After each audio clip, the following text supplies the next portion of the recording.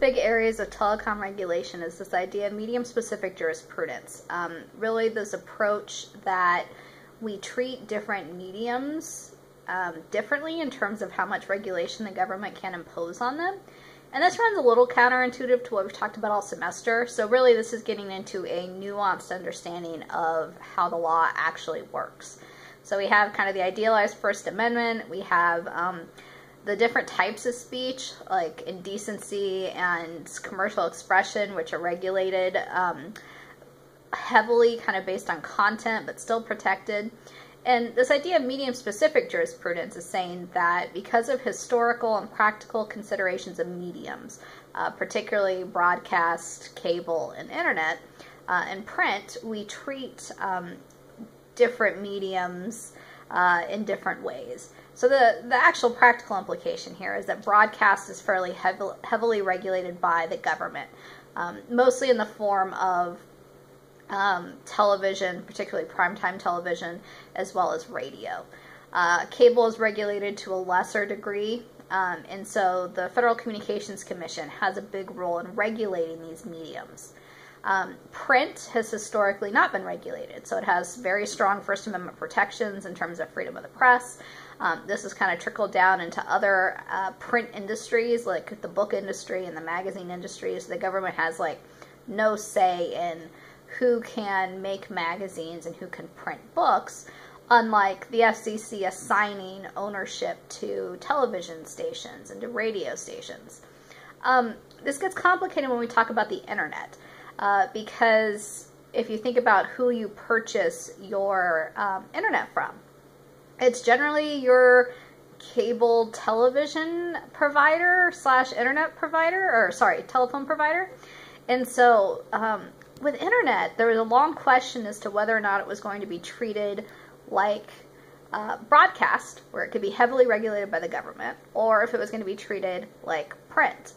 And the Supreme Court in the late 90s decided that the internet was going to be treated like print, which means that the Federal Communications Commission can't do much to regulate it.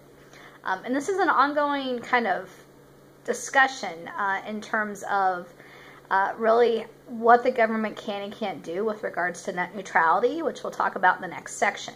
But it's important to kind of understand the foundations of medium-specific jurisprudence in that overarching discussion. In terms of the Telecommunications Act of 1996, the main side effect here is widespread deregulation in terms of ownership.